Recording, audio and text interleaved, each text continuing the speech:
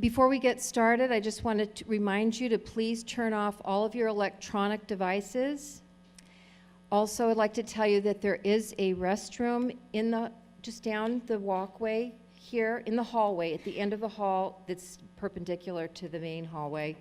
And there is also a drinking fountain in the library lobby. I want to tell you about one other event that you may be interested in. We're almost full up in our sign-ups, but I will tell you about it because it's another great woman who you might be interested in hearing. On Wednesday, this Wednesday at 7 o'clock here in the community hall, we're having Sister Abigail Nitletko from South Africa. She's a Zulu nurse and healthcare activist, and she has been working with orphans who are AIDS victims for years. And she will be here in conversation with a representative from the Greta Foundation who does lots of work in Africa, in all parts of Africa, in under-resourced communities. As we get started here, I'm going to introduce James Wright. He is a La Miranda resident and good friend of Dr. Dora Sorell. And I can't tell you how pleased we are to have Dr. Sorell. It's just an absolute honor to have her here today. And thank you for coming today. And her book is available in the lobby if you're interested in purchasing a copy after the talk. So without further ado, I'm going to introduce James Wright.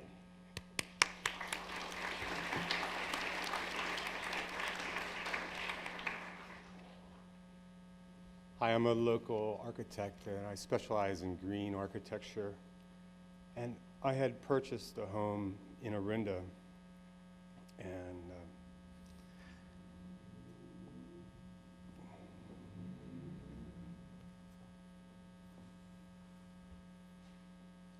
so Dora Sorell is a Nazi death camp survivor of Auschwitz, known as the gates to hell.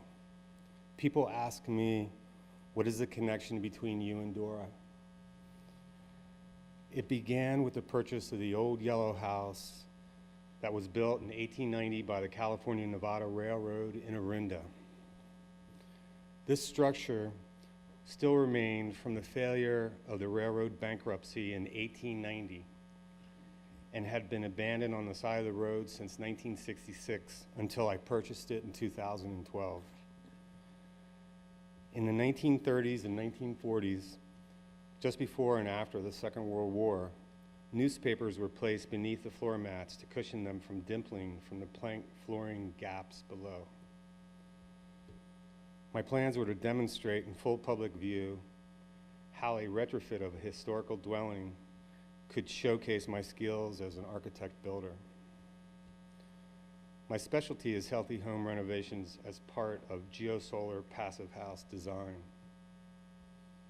The process of this home renovation has left a profound impact on me, both from the discoveries within and the sustainable living feature elements that are part of the old yellow house.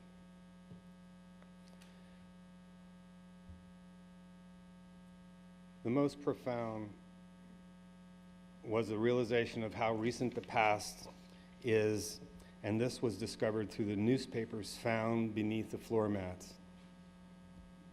One article in particular, a very discreet column, less than the size of a pack of cigarettes, left me realizing how similar today's headlines are to the past.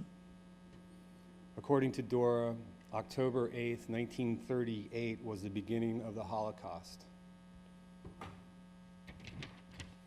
The newspapers that my brother and I found were so interesting that I felt they would make a compelling collage of wall coverings in the stair hall.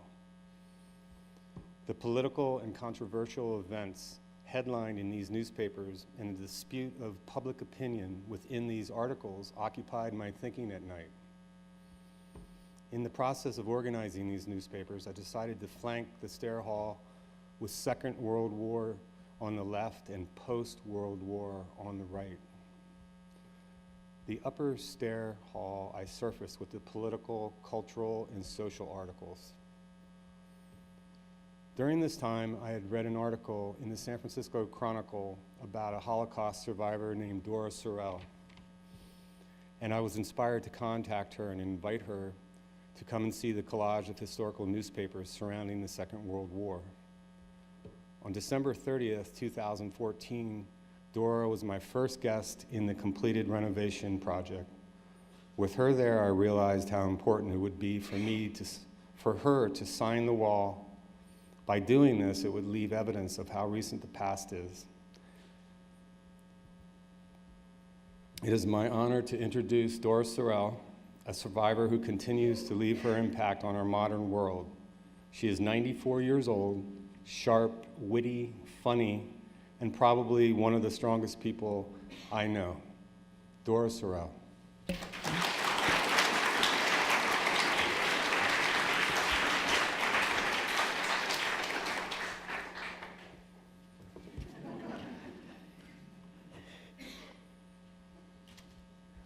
So good afternoon, and thank you for coming here to listen to the story.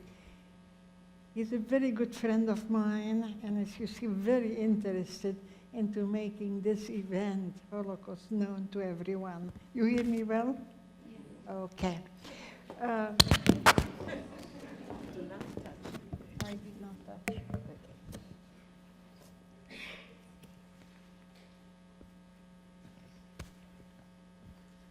Try again. This is my daughter Sylvia, who will be here to help me out. So, you have some questions? I have some questions. Okay. So maybe you can tell us where you come from and what your early life was like. Okay. You see, you realize I will always answer her questions. Later on, I will answer your questions, okay? Okay.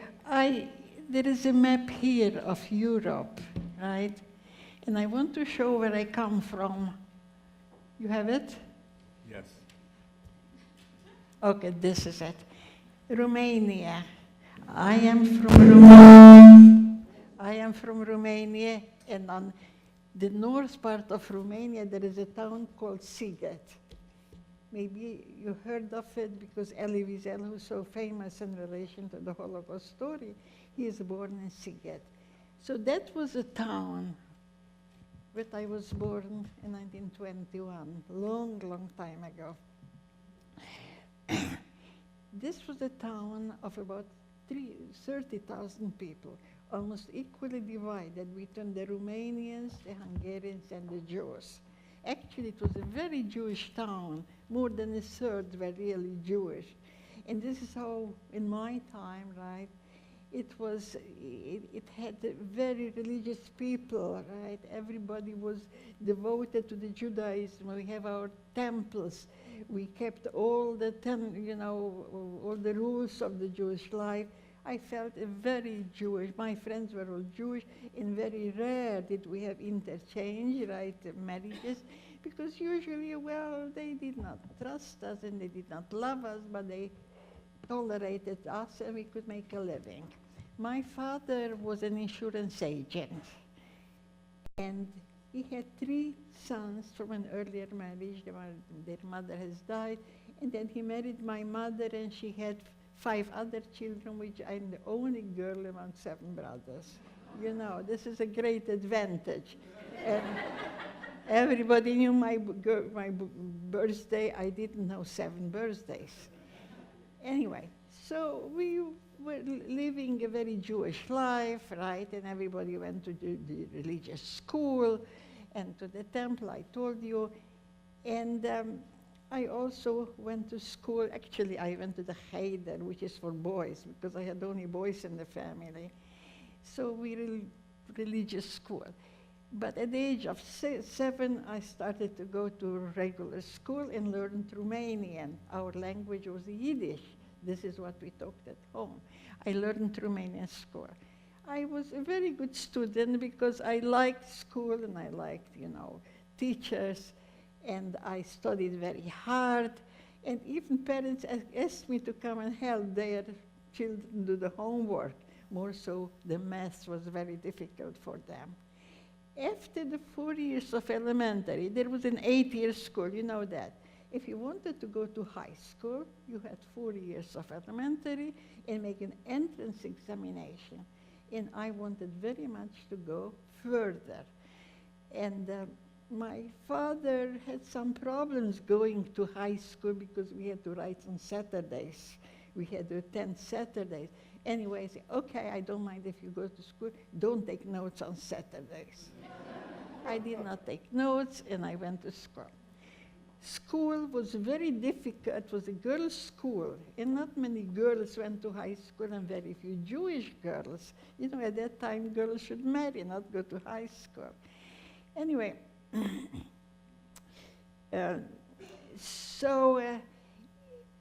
I liked school. I was a very good student, and already by the 3rd year, there were some who did very poorly because it was difficult. So I became a tutor. 2 parents had approached me to tutor their daughters. I started to make money at the age of 13. Half of the afternoon I spent with one girl, half of the afternoon with the other girl. And it went on, right? We do it, right? But sure, they stopped at 4 years of high school, not all the years. High school was very stringent at that time. There were 8 or 7 years. There were 8 years of French, 6 years of Latin, 4 years of German, right? There were philosophy, all the levels, every year more and more. There was sciences, and obviously it was a girls' school, so what cooking too. Once a week, one girl from the class went to the kitchen, right, and made, you know, a very special dinner, had written up, and came and told it to the class what she has learned. It was very important. Anyway, meanwhile, obviously, right, helping those girls, but we had company and friends, most of them the Jewish. It was very rare to mix with non-Jewish, right, at that time. And I enjoyed friends, and we belonged to many organizations. And we met, the Carpathian Mountains were very close to us, and we went up often, right, and hiking. And on the last year of high school, I even had a boyfriend. So I finished high school. You know, I have to say, there was always a little, not discrimination, but we were never number one. I remember when the high school, at the end of the school, they gave awards, books were the awards. And number one got a Romanian girl with 972. Number 2 was me with 971. It didn't matter, this we accepted being in Romania. Sure, I intended to go further, but something happened. When I finished high school in 1940, the war had started. You want me to say more? No. Or you have other questions? No, I was just going to... The war had started, and you know about Hitler, you know how he came to power, you know he had 2 great ideas, right, to win the German people. One was, well, we have Germans all over, and we are a very important people, we need more space, and we have to occupy many countries where some Germans live. Number 2, his idea was that we don't need Jews in our country. We will chase them out because they are so and so and so. It was very anti-Semitic ideas. Anyway, meanwhile, sure, he came to power and he started all his, you know, program, right, against the Jews. And, but this was in other countries. Hitler needed allies. And if you see the map, again, it's still there. If you see, put the map. If you see the map, okay, sorry. You didn't pay attention.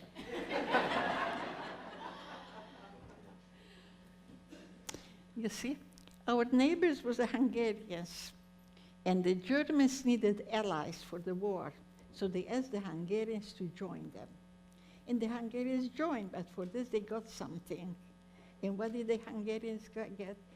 That part of Romania which is hatched, a little bit of Czechoslovakia a little bit, and suddenly Hungary was very, very big and had almost 800,000 Jews.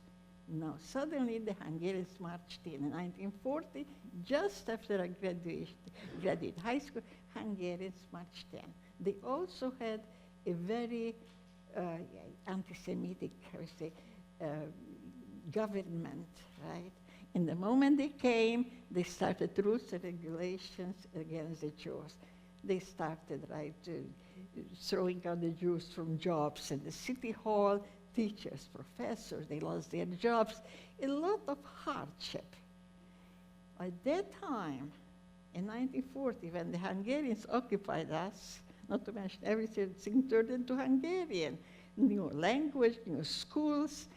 So at that time, out of my 7 brothers, only 2 brothers were home.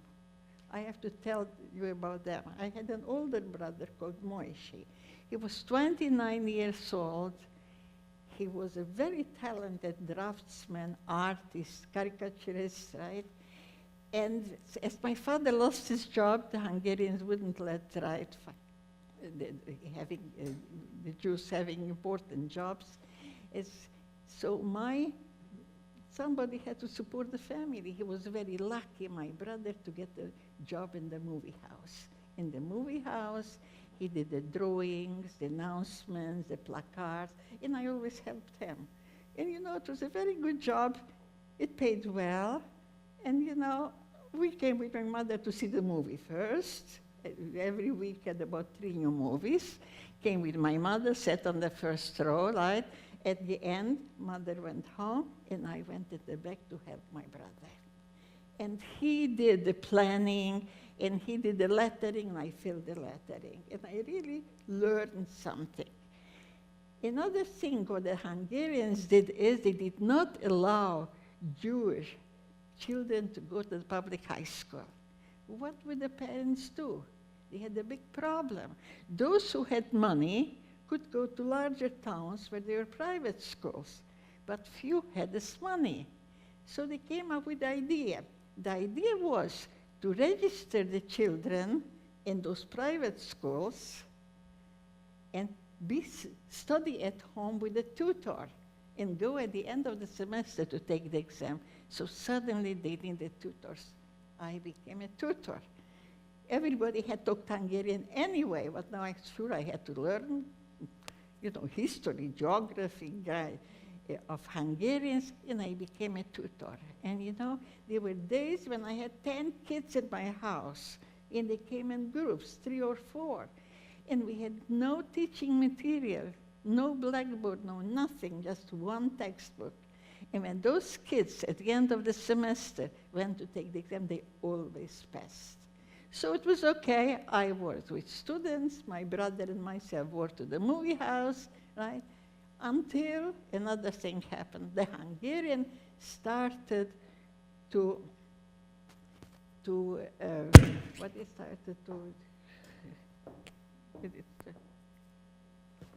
sorry.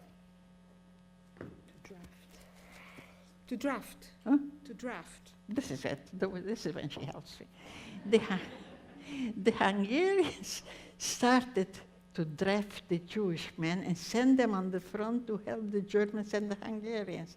And my brother was drafted. Now, it was really a tragedy for the family. That was a good job. So what should we do?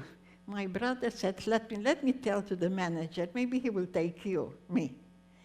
And he went to the manager and said, I know you need another draftsman.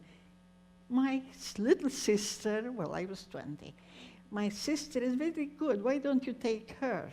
And he took me. And I was very nervous because I never did big drawings. But my brother said, give me the list of the next movies coming. And he made me sketches. And for weeks and weeks, I had a sketch. I knew what to draw, what to write. I knew the letters, right? And knowing letters is very simple, right? They can be rained on, they can be dropping, whatever.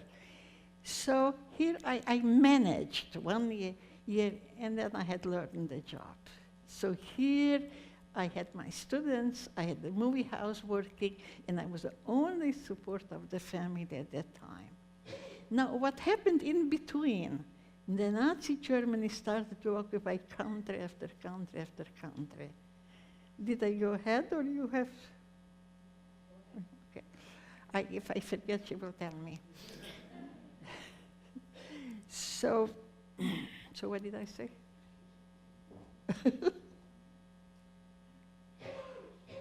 You are going to tell us, how did the Holocaust come to Sziget? How the Holocaust comes. What happened Well, in Europe The, in the meanwhile? so far, the Hungarians came, not the Holocaust, right? But the Holocaust had started because the Nazis started to occupy country after country, and wherever there was Jewish population, they, they killed them at that time. They didn't have camps, and they killed them just right by machine guns. It is even a book that came out not long ago called Holocaust by Bullets. There was no camps at that time. And I remember when I went to Poland, I went with students to show them the camps where I had been. And when we tell the students, we gave a little water. Oh yeah, yeah.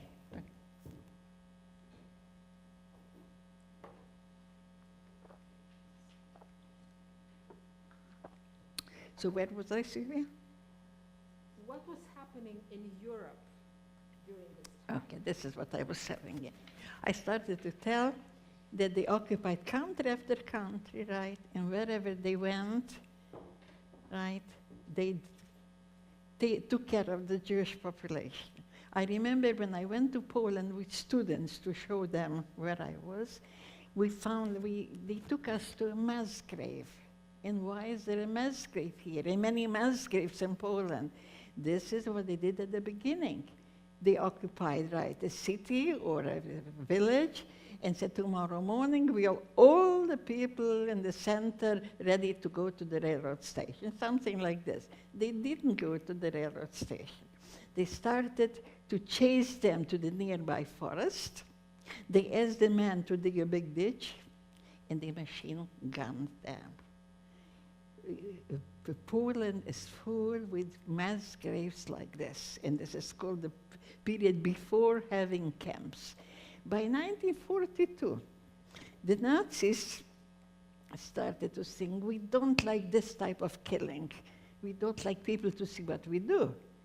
We have to do it in secret. From now on, we are going to change it.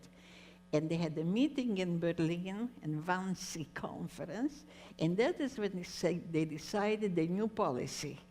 It was called the final solution of the Jewish problem. And what did they decide? From now on, we will not gather them in the villages. By now, we don't take them to the forest, right, because everybody sees. No, everything we are going to do will be in secret. This was the final solution. And they have three elements of the final solution, which was decided in 1942. One element was all the Jews in villages or cities will be separated into a ghetto. So we have them all in one place. We can take their housing, their belongings. Number two, we are not going to kill them there. We are going to transport them somewhere else. We will deport them.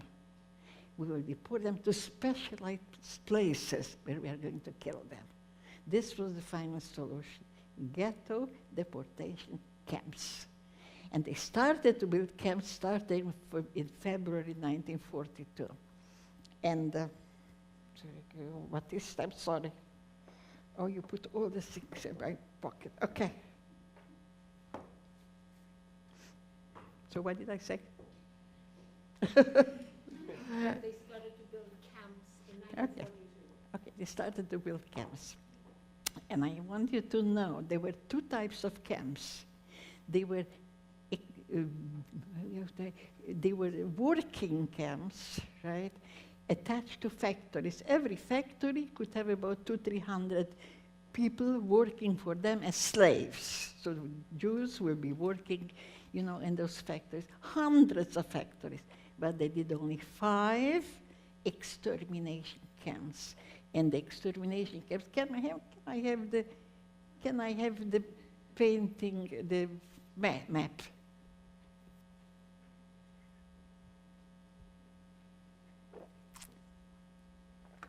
Am I okay?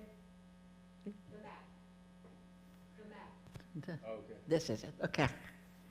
So, what I start saying? That there are 6 extermination Okay. They did hundreds of small camps for 200-300 people for every factory, and they did 6 extermination camps, and they were all built in Poland. It's a big problem, you know. Many people go to Poland to see those camps, and the Poles didn't do them. The Nazis did them in Poland. And why in Poland? Out of the German population, they shouldn't see what we do. So these are the extermination camps. Treblinka, Sobibor, Majdanek, Belzec, Kelno, and Auschwitz were the biggest. And these extermination camps were huge. They were fitted with a killing place. They were a gas chamber. At the beginning, they used exhaust, gas to kill them. Later on, and I remember when I went with the students to Poland and we arrived to Majdanek, it was in this camp they experimented with which gas kills the fastest. If we use, oxygen, it was about 10-20 minutes. When they used Zyklon was the new one, in 5 minutes we were dead. So they built those, those gas chambers, right? They told people they're going for a shower, just undress and go in. And they went in, and then the SS officers would go up. He had to handle it. Go up, there was a hole from the ceiling, and open the canister, and in 10 minutes everybody was dead. And unfortunately, the Jews had to help in this killing, because Jews were working there, right, in the death, near the death chamber. They had to open, right? They had to get out this was a special commando, a very difficult command. Actually, there is a movie going on somewhere. It is called The Son of Saul, right? So these people, sorry.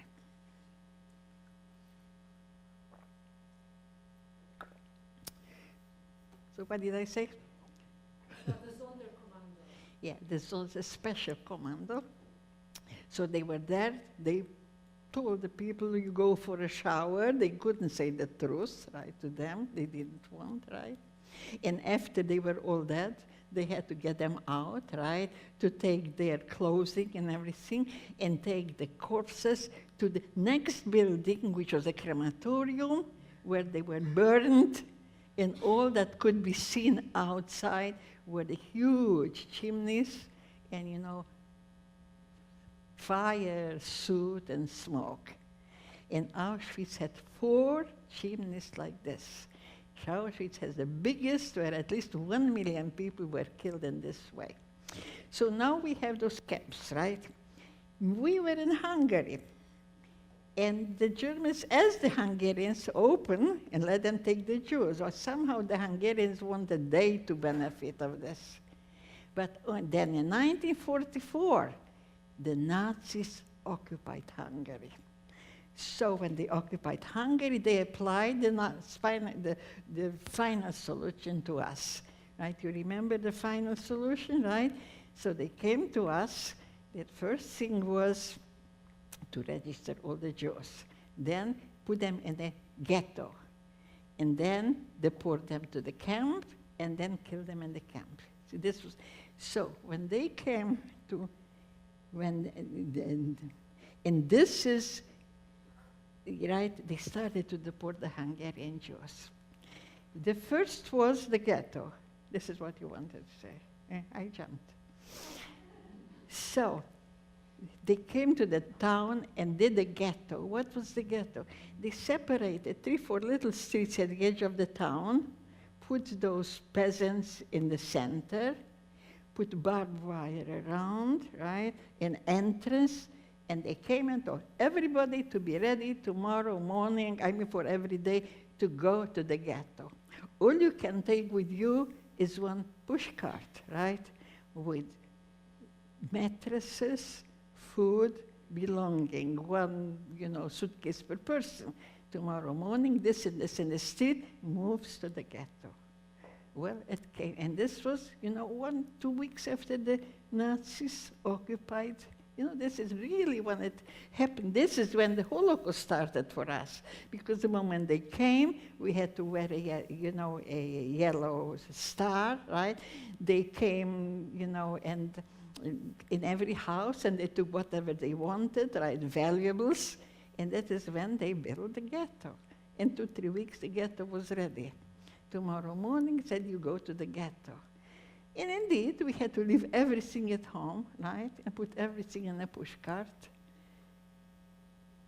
And you remember at that time, we were home only, my father, my mother, and my little brother, the 14-year-old. The other one was drafted. So, and we go to the ghetto. Obviously, we have to register, make sure that everyone is taken. You cannot leave one Jew in the city. And the guide took us into a little small street, opens a door, and this is where you are going to live.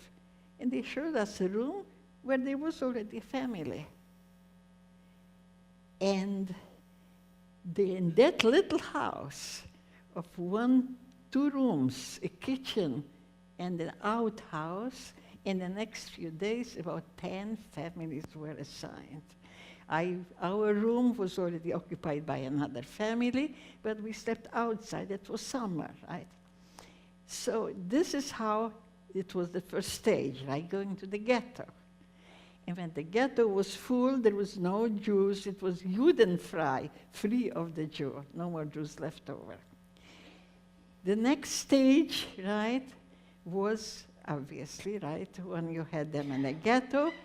After the ghetto had no stores, had no market. All you had was what you brought from home, right? You could cook, right, in the kitchen. But we have so many families. We had, right, to get 1 hour. My mother was fighting to get 1 hour to cook those potatoes. And it was very hardship, right? And then this time, we were in the ghetto 2-3 weeks. And then this time, something happened. We could never understand why. My brother, who had been drafted, had been sent home. Why did he come? We were always optimistic. Sure, they're going to take us somewhere where we have to work, and the young people are working. This is what we thought. Their thought was something else. If they are to taken away, let the Jewish draft is also being taken away. So my brother came home. After 3 weeks in the ghetto, there was no more food, right? There was a lot of hardship, and we didn't know what will follow. Then one day came the next. What was the next? Deportation, right? So they came to the house, and tomorrow morning, be ready in front of the house. All you can take is a handbag, no more. We go to the railroad station. And the first transport had 3,000 people. You remember? My hometown had 12,000 people, and every transport going to the camp were 3,000. I was in the first one. And this was in early May 1944. So they said tomorrow morning, this and this in the street, together in the center, because we go to the railroad station. And people had to leave everything there, just the handbag, right? And they were so rough with us. They started to hit us and beat us to go faster. It was just 1 mile or 1.5 miles to the railroad station, and they were hitting us. And people were falling down, elderly were falling, children were crying. So sure, people were discarding packages to help those who fell. Children were crying, right? Even strollers were looking back. It was full with discarded stuff. Food, even luggage was discarded. And finally, we arrived, 3,000 people at the railroad station. And we are there, say, crouch and wait until your train comes. And we saw somewhere far away a cattle train. And we are very nervous, how and what will happen now? Where do we go? And then a miracle happened.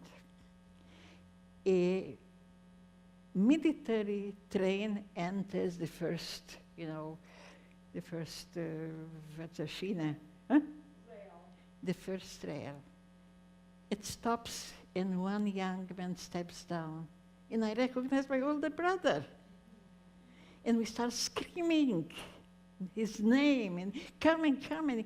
And he runs to us, and where do you go? I say, we don't know, we probably go to Hungary to war. Where do you go? We go to the front.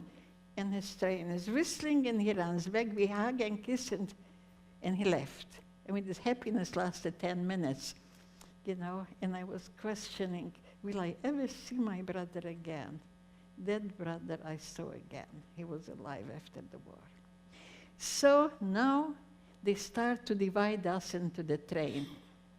You don't ask me questions anymore. So what did I say? You said that the cattle train pulled into the station. Okay. And then the cattle train moved in the first, I would say, first, yeah. And they opened it and they started to count us 60, 70 people into one car, right? And they hit us and they beat us, right? And they separate families, right? Brother, sister, they're hitting and counting 60, 70. And those cars, right, had no seats, no benches, no toilet. Do I have a picture of that one?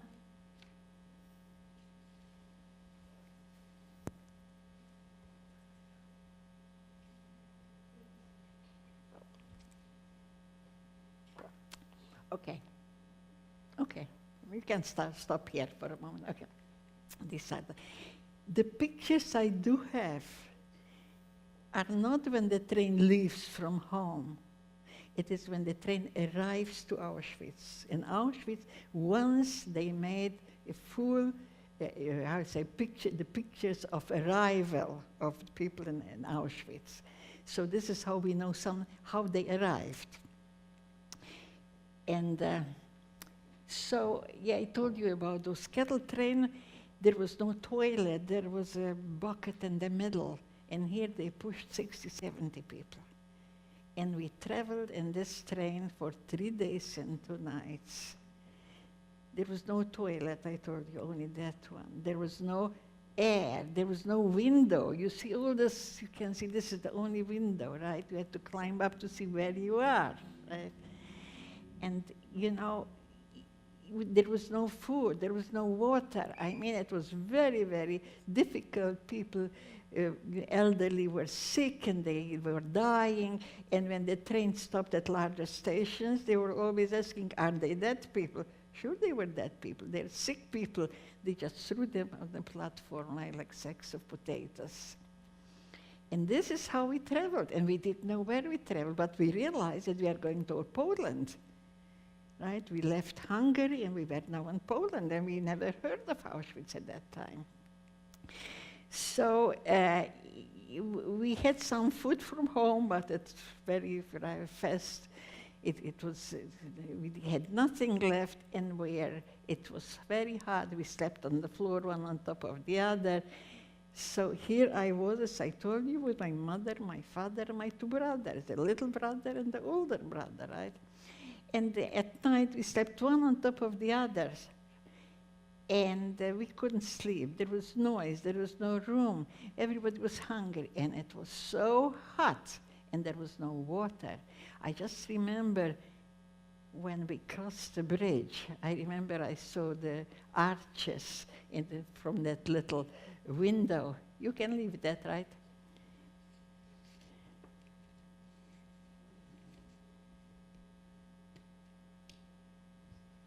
You have it all? It's coming. Okay. So What did I say? You were crossing a bridge. Yeah, we're crossing a bridge, and I was so thirsty, and I said, if somebody would throw this train into the water, in the cold water, such a relief. To die in cold water was such a relief. And it was very, very hard, right? I remember there was a little boy in the family, 5 years old, crying all the time. He wanted water, and we taught him to say in German, please bring me a little water. And when the train stopped, we lifted him. Nobody hurt him. So we just suffered, right, from everything, from closeness, from not being sleepy, being hungry, being thirsty. And finally, after 3 days, we arrived at the station. People climbed on the suitcases to see what is the name of the station. It was written Auschwitz. We have never heard of Auschwitz.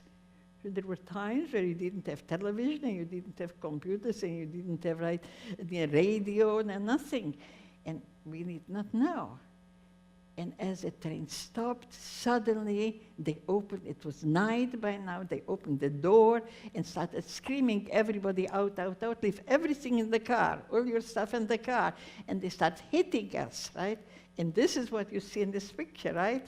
People arriving in that car and being hit down, down, down, right? And started to hit them, and suddenly 3,000 people, one whole, transport is down, right, on the, in front of those trains.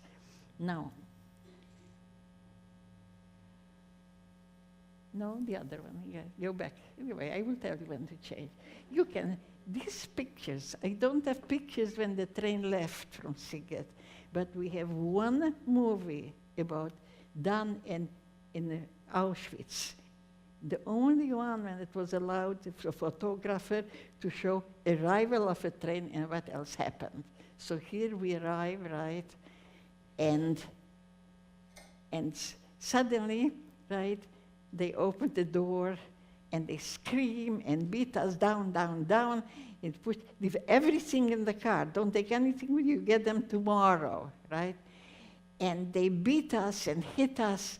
And suddenly, there are 3,000 people there, and it's chaos and commotion because they are being beaten, right? And they try to hold hands together. The 5 of us were holding hands together, not to get lost, right? And as we are down, suddenly we heard on the loudspeaker, men should make another column. And when my mother heard this, that the men would leave, she just fainted. And here mother is at my arm, fainting, right? I'm almost dying, and we go shake her and cry and hug and kiss and cry and cry and cry. And sure, there were lots of guards there, and they pulled the men, right, separate. And now you can have another one if you want to show. Sorry, this is how I do it. Okay. This is it. And now you see, right, the two columns, man and woman. And I told you my mother fainted, and we started crying and saying goodbye and kissing and crying and kissing. And mother is still very, very, crying. And she held me, and I said, Mother, don't worry, we will be together. I'm a grown-up girl. I was already 22, I think. Yeah, I will help you. And I felt that I'm really good to help my mother. And here, the men have left, right? My father and my 2 brothers. I never saw them again. And now I am with my mother, right? And the group is pushed ahead and ahead, and you see very well the two groups, right? And suddenly, I want to say, yeah. And they push us ahead, and I want to see what is in front of us, the women and mothers and children. And I realized that at the beginning of the group, there are a few SS officers and separate the people to the right and to the left. And I say, Mother, they are separating us. Okay, fine, that's okay. See, so you imagine, here are the women, children, and there are the men. And the men left, never saw them again. And now I'm with my mother, and she's crying and crying. I say, Mother, don't worry. And I look ahead of what's happening, and I see in the front a few people, right? You see, doing the selection. By the way, you see this with the uniform? That is one of the Sonderkommando, helping out, right? The Jewish people who had to do this for a while, and then they are sent to the gas chambers, right?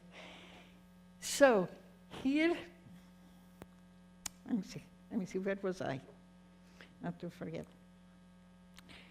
So when we arrive to that point, yeah, I see they are separating it. And I realize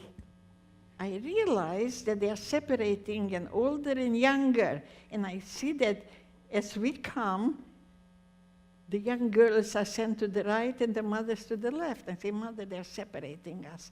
And Mother starts screaming, don't leave me, don't leave me. Okay, Mother, I won't leave you. And I said, how can I stay with Mother? Unless I look also as old as she was, 46 years old. So I pulled the kerchief over my head. I tried to limp, right, and bend and go with Mother. Sure, I couldn't fool them.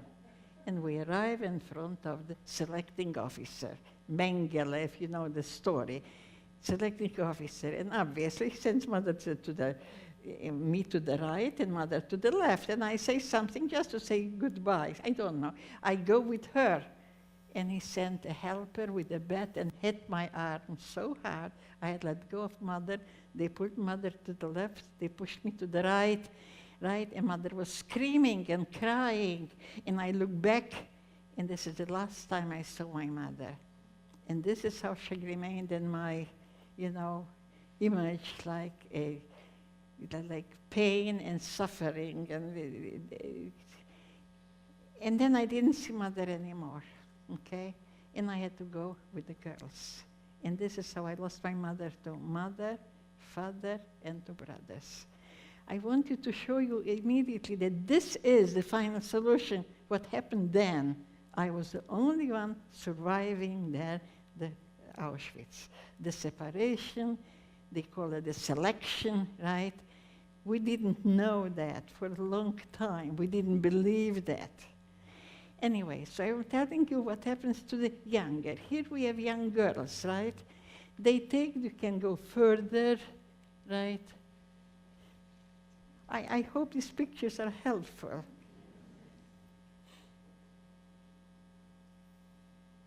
Okay, go ahead. Yeah, go ahead. We are already ahead of, okay.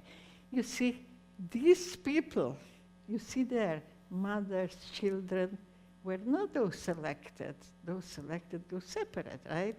The younger, okay. And go ahead. Okay, fine. Okay. These are the people, mothers and children, you see very well. And they are smiling because they don't worry, we are going to give you food. They didn't give them food. You will see later how they take them straight to the gas chamber and the crematorium, okay? Now, they guided the young girls. They count them, and I heard at that time, 421. It's very important to remember the number. It means 421 girls entered the camp alive, okay? Now, when we figure out that the 3,000 people, half men, half female, the percentage, how few people entered the camp, 420. And this is very important because even in my family, this is what happened, 1 out of 5. This was the final solution. So now, here are the girls, and go ahead to show where they take the girls, okay? Go ahead. Go, okay. Step here, okay? We pass this. We see the crematorium. Yeah, we see the crematorium, right? And a big hall. We go to the hall, and you will see how we arrive. This is it. That is the hall in the upper. At that hall, they say, undress completely, keep only the shoes on you, and they make us stay in line at the edge, at the wall, because at the corners were barbers and stools. You sit down, and a barber and man shaved you all over. Everybody was shaved. Suddenly, we didn't recognize brothers, sisters, right? Because we are all female. We didn't recognize them. So, we are here at shaved and naked. And they take us to a quick shower, no soap, no towel. And from the quick shower, right, we get again, right, we get out, we get to the next room, which is a dressing room. Everybody takes a dress and a pieces of underwear, and we get out of the camp, the 421 girls. This is how you get in the camp. This is all that remained of the women, right? 300. And later on, at the end of the war, I didn't know how many men entered the camp alive at that time. Only when the war ended, and we asked those who came back, how many people entered the camp on that night? And they said about 200. 200 and 400, 600. Again, you have 20% alive. And this was the essence of our final solution. What comes after this, Sylvia? Maybe you can tell us what the camp was like, how did you live there, about your barrack? Okay, well, don't forget that now we are still at the train station, right? And you saw, right, that we are coming out in the uniform, and you see they take us through the camp. And it turned out, you have a picture of the camp? Go ahead. Go ahead. Just ahead. No. This is it. And we cross the camp, and you have to see, every row of barracks is one camp. Auschwitz had about 20 camps like this. And in one camp may be women, one camp may be men, one is a special like the gypsy, and so on and so forth. Each one is a camp.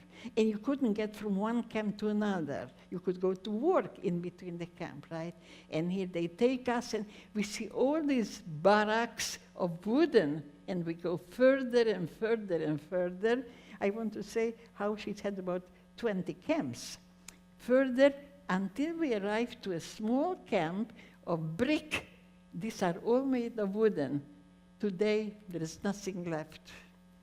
Go ahead. This, more, we go from one, and we arrive to this place. You see, they're different barracks, right? They are brick barracks. And we stop here. This is the quarantine, where the first place, right? Let's open and see how it is inside. The other one, next. I wanted to show. This is the inside of the barrack where we were. And they divide us here, right? See, it's 3-level built-in barrack. The others one were not built-in, they were wooden, right? It's built-in. And they put 8 girls in the middle, 8 girls at the top, and put the shoes under. More girls are coming. Say, take the shoes up, and they put 2 more here and 2 more here. The following day, another train arrives. Don't forget, right? How many trains arrive with 3,000 each one? We are from our hometown, a few days, right? And these bunk beds had no mattresses, had no pillows, just one blanket for the 10 girls or 12 girls. I don't have to tell you how we slept, right? Usually like sardines in a can. Half on the right, all turned to the right, and half on the left. And if one girl wanted to change position, we all screamed, don't, because we all had to move. So this is where we slept, okay? The following day, another train had arrived, and more girls, and more girls, and more girls. And this camp, Camp A, we stayed until all the Jews from Hungary had come, about 2-3 weeks. And at the end of 2-3 weeks, so what is the next picture? Oh, yeah, I wanted to show when I went back 50 years later, right? And this is, I made a picture in front of my bunk bed. I don't have to tell you, right? These are conditions in which we slept. Okay, now here I am in the camp. I am with a few of my friends, not all entered the camp. I didn't know why yes and why no, but we were all from our hometown, and we entered in this camp. Sure, early morning at 5 o'clock, the sirens would sound in the whole camp, everybody out, out, out for roll call.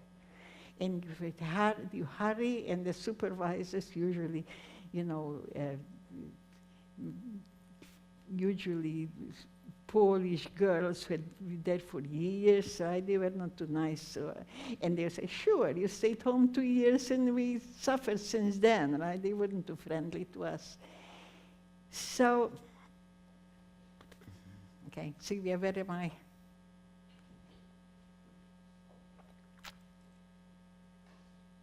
Did you get any food? Sure, I got food. Okay, well, early morning, they woke us up, I told you, it was dark. And they chased us out with beatings, and we had to stay in front and line up 5 in a row. It was 5 o'clock, it was still dark, it was very, very cold. We were all from our group. And you know, we were very, taking care of the younger ones. I was in the last one, and my other Heidi, my friend, was almost my age, was in front, and her sister and cousins, they were in between, the younger one. Because it was cold, we stayed for hours on roll call until the SS made all the rows, right? And then they broke up the lines, and everybody can go back. We are running to the bathroom. We couldn't hold it anymore. This is the bathroom. We had to stay in line to get to a hall. Right? Sometimes beating ourselves, sometimes we couldn't hold it anymore, right? And finally, after this, they're all called to get breakfast. Now, I will tell you the food in the camp. For breakfast, they brought some so-called tea, right? And we got one bowl full with tea, one bowl for the 5 girls, no spoon, no cup. We had to divide it this way, right? And a piece of bread. At noon, there was some vegetable soup. Again, they served it in one bowl for all the girls, right? And we had to count how much each one eats to make sure they don't eat it all, right? And after that, I forgot what I wanted to say, Sylvia. What comes next? Did you ever work in the camp? Hmm? Did you work in the camp? Well, I'm far from working, but that's okay. I remember what I wanted to say. So this was the first weeks. And every day another train came from Hungary, another train, and we always ran to see if any relatives are there. I tell you, of all the villages where I had relatives, only one cousin came to the camp. I just called her today, she's in Israel. The one cousin, I had dozens of cousins. So, yeah. Actually, what happened after 6 weeks? Do what? After 6 weeks. Okay. This went on for 6 weeks until all the Jews from Siged were brought. You remember, right? 12,000. 6 weeks later, as we marched for the roll call, I didn't finish what we ate, right? That the soups were very watery, always some, cabbage, and it was very hard to eat, and in the evening, again, the same soup. Yeah, we started to lose weight. We started to be dirty, sleeping so many in one place, right? We started to get infested with lice, right? And every morning, there was the roll call at 5 o'clock and another roll call in the evening. And this lasted about 6 weeks. We were all together at least. 6 weeks later, as we are marching, they start to pull out a few, I think, girls who look a little stronger. And from my group, right, my friends and my relatives, I am pulled out, and another one, Heidi, who was almost my age. And the other go further, further, further. And we didn't know, are we going to die or are they going to die? It turned out that all those chosen, right, about, I don't know, a few dozen, were taken again to that hall. You remember the hall? And they were tattooed. I want to show you my tattoo. And I have to tell you what a tattoo meant, okay? Can you read? The little boy. Tell me, what do you read? You. Okay, read it.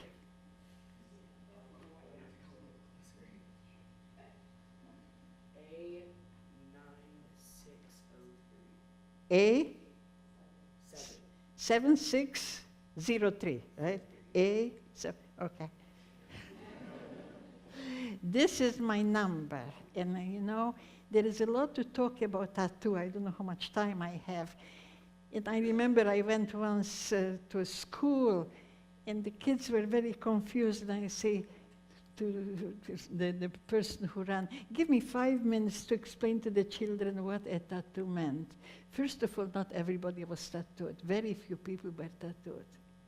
Those who were tattooed meant to stay in the camp. They were checked every day, they were put to work, they went to factories inside Auschwitz. Every morning, by number. Now, we didn't know at that time what is good, to be tattooed or not to be tattooed, right? But only the two of us were chosen from our friends. She was also my age. I have to tell you, I would say it is a nice story, but she had her sister there, and she was very upset leaving the sister there, and they take us to the hall, where at the beginning we had the shower, and they start to tattoo us. And they tattoo by, who was with A? I was with A. She was with S. And when she saw we are tattooed, and she said, what do I do with my sister? How can I get back to her? And then she was lucky that a group of girls brought the food. And one of them was crying because her sister had been ready to be tattooed. And they exchanged. She was S, she wasn't tattooed yet, so she could change. And she went back to her sister. And a few weeks later, okay, and we took us to another camp, Camp B. And what happened to these people? Those who were tattooed stayed in the camp and worked. And every day they were registered, called, and the number, they were called by their number, because every factory, there were factories inside Auschwitz, and certain people worked in one or in the other. And I stayed, and I was among the very few people, right, who were tattooed. What happened to the others? A few weeks later, they disappeared. And we didn't know were they killed or they weren't killed. It turned out that they were sent to a working camp. And only later did I find that some had been in working camps. And I stayed in Auschwitz and stayed for 7 months. I was alone, no more friends. I was in new working, places. People spoke all kinds of languages, Polish language, French language, even Greek language. I had no friends. Once I had a little girl, a younger girl, whom I was supporting her, but she was selected. And every 3-4 months, or 3-4 weeks, we went to the best house, and again they selected all those who were skinny, go to the right, to the left. And when you see sisters being separated and screaming, everyone didn't matter that they all dying, but they wanted to be together. It was terrible, those. But I stayed and stayed and stayed. What should I say now? How long did you stay in Auschwitz? Okay. Now here comes something interesting, right? I was in Auschwitz probably more than many, many people, 7 months. We arrived there in May, and now it was December. It was winter. We lost weight. We had all kinds of, boils and so on, infested with lice, went to various types of works, right, in the 7 months, had no friends. It was a terrible thing, right, and always dirty and always hungry. And now it was December. And we knew that the Russians are close. They bombed us.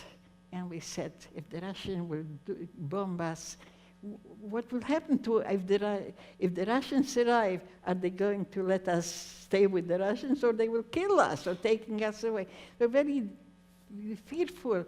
And we thought, so the only way to get out of Auschwitz would be to be in a working camp. I told you the working camps were to factory, 300. And I was desperate to get to working camp. And whenever we saw gentlemen coming and from a factory, we stayed in line. I never got to be chosen. But I was desperate because it was December 12th. And in January, the Russians came, in January. So here, indeed, we saw a gentleman coming and choosing girls, and we all stayed in line. And the guy starts to count, and he counts until 200. I don't need more, you go back. And I am the 5th of the 6th after that, and I'm desperate, and I get a great idea. I scream in German, I am a draftsman, I know how to draw, take me. Okay, 201. And this is how on that day I got out of Auschwitz. Even today, when December 12th comes, I said, this is my first step to be alive, getting out of Auschwitz to a working camp. So here I was taken to a working camp. So, should I tell you about working camp? Do I have time? Oh, I spoke for an hour. Should I talk more? Okay. How was the working camp? I just wanted to tell you, where's my book? That when my first granddaughter was born, I will tell you later what happened to me. Thank you. When my first granddaughter was born, Sylvia's daughter, Miriam, it hit me. Well, how would my children, how would they know what happened to me, to my family, and to the Jews during the Holocaust? And I say, well, she's a child, right? I don't know what to do. Maybe 20 years from now I won't be here. I didn't know I would live so long. And so I started to write letters to Miriam. Whenever I have time, came from work, I have a little time, I sat down and said, dear Miriam, now I'm going to tell you this and this story. And and I gathered hundreds of letters over the years, right? And each letter is a little story. It's letters, right? And it is very family-oriented. I tell you about every brother of mine and who lives and who doesn't live. And this is how, right, is the book, right? So, now telling me what happened to me. So I went to working camp, okay? I said I am a draftsman. And indeed, when I worked at the working camp one evening, about a week later, they said, there is a draftsman here. I came, and they put me to work with engineers. I could copyright all those drawings, no problem. And a working camp was very different. They didn't have crematorium and gas chambers. They don't kill you. Unless you are sick, they send you back to Auschwitz, okay? So the food is about the same, but they don't have the massive, right, this type of beds. That beds for 2 people, right? They eat at tables. And they go to factory to work. So here, I was taken to the factory to work. In that factory, there were also French POWs. And those guys were very, very nice to the Jewish girls. They wanted to help, but they couldn't because it was not allowed to talk. They worked at the back, the men and the women, we worked in the front. But still, they found a way. Each one chose a girlfriend, and passed by and dropped a little food, a little letter. The letters were written in French. Who could read French? So I read the letter, I answered, thank you, and please send me needles, and said I have to sew my dress. And then I say, please, me who write the letters, send me a toothbrush. And I did get a toothbrush 8 months later into the camp, right? So here I was in this camp, and you know, the winter was over. And in December, I arrived to the camp. I worked a little bit more comfortable because it was in the engineer's office, right? And the food was more acceptable, and the bed, it was one person, but we slept two together to have 2 blankets. And the Russians were very close. The French told us, don't worry. They were very protective and very saying good news. Don't worry, don't worry. There are 3 villages from here, 2 villages. And it was spring and it was May. You know when the war ended? Yeah. On May 6th, we wake up in the morning and the guards have left. They ran away. They knew that the Russians are very, very close. So now we are free. So what do you do when you are free? Most of us run to the kitchen, right, to get potatoes and come and make a big fire, no matter if we even put the chairs in fire, because we will be free. So potatoes, we go back for salt. They don't have salt, only sugar. Sugar is very good with potatoes, don't they? So we take food. And I don't know what happened. It happened probably that one guy said, a smart guy, let's go to the guards' quarters. Let's see what we can get there. Around to the guards' quarter. And people have found pullovers, boots, you know. And I found a notebook. And I took the notebook and I brought it back to my bunk bed, and I said, freedom. How can you express this in one word? And I started to write a journal. What means that I was still about 10 more days, right? Every day I put something what happened the year before and wrote, right? So I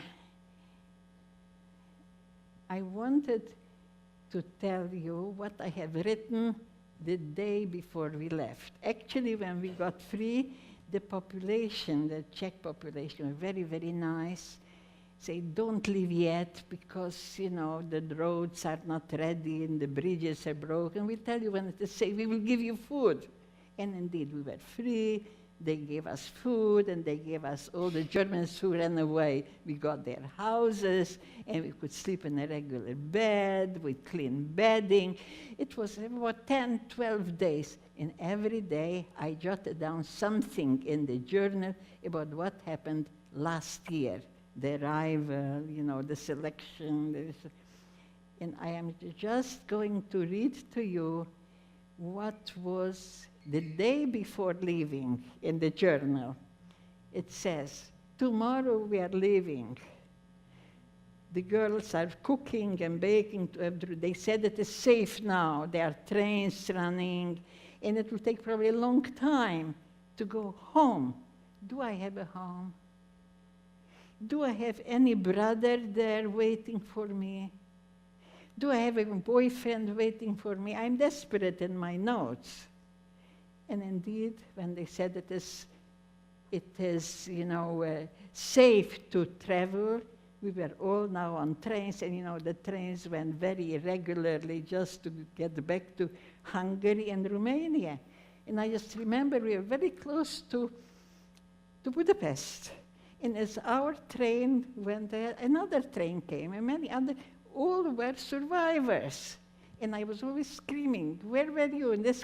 Did you ever have an absent boy with you? And nobody had. One day one said, yes, we had an absent boy, and he's on his way to come. So I was very happy that somebody would come, right? And indeed, when we arrived to Budapest, I found my brother, one of my younger brother, okay? We were very happy, we went home together. But there was no home. A gypsy family has moved in our home, right? And we couldn't, chase them out. And no, there were no parents, which I knew they wouldn't be. And no, I didn't, I did brothers, I didn't know yet who is alive and who's not alive. But my boyfriend was there waiting for me. Thank you very much.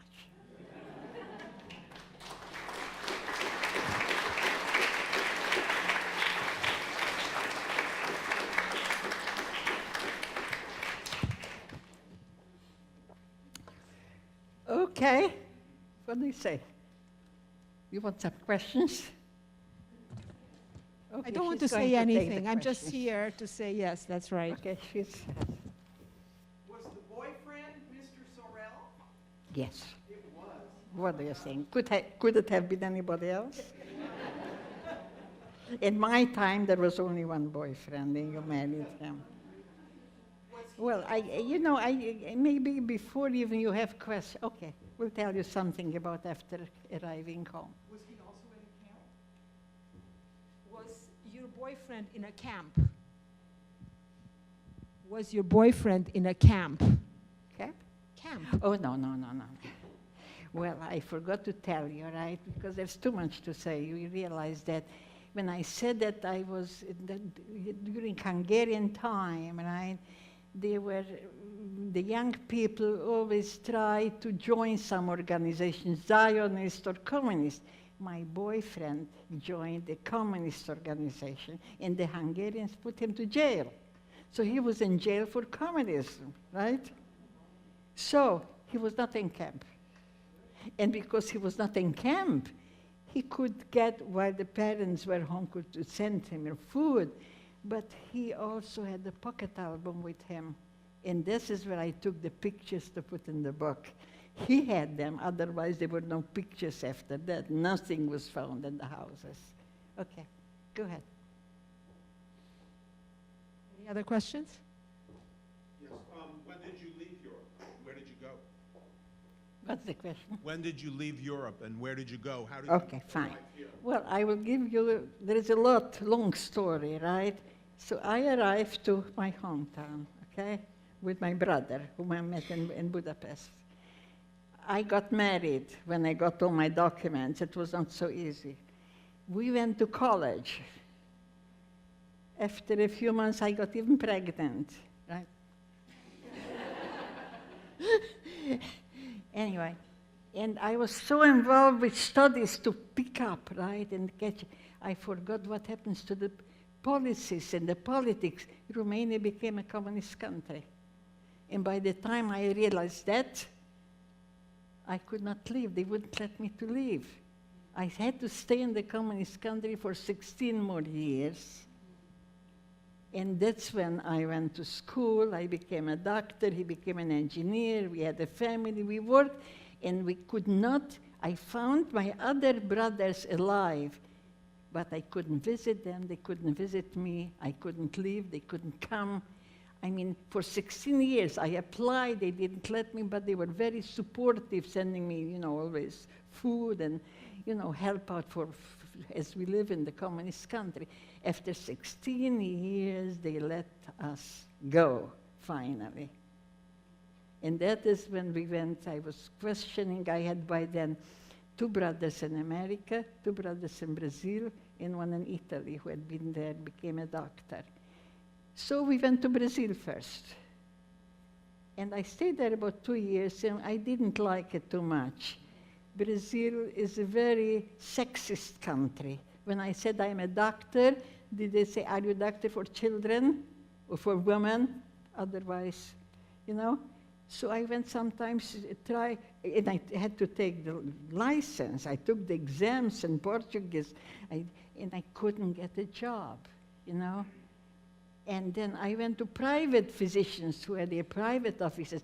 Can I join you? Sure, if you deposit with us $10,000, you're a partner. So I realized it's no, hope for me. My husband was very happy in Brazil. And then we came to New York, and that's where we lived for 30 years. Anything else?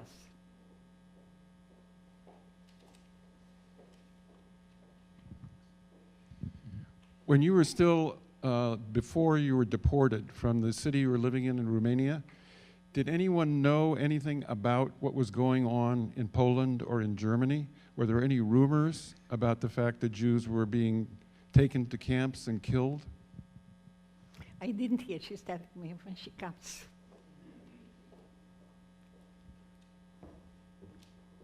Before you were deported, did you know about what was happening to the Jews in Poland and in the rest of Europe? Were there any rumors? Well, by then everything was communism, you know. Yeah. Before you were deported, before Before during the deportation. Hitler's time, did you know what was happening in Europe? Yeah. We heard enough, right? And because there were also some refugees who came to Romania, right, from Poland. And I remember when they came to the temple, right? That's always so another refugee tell us what's happening in Poland. Did you believe them? Huh? Did you believe them? Should leave? Whom? The refugees. Yeah. Did you believe them? Oh, sure we believe them. Okay. Another question. Oh, there is some.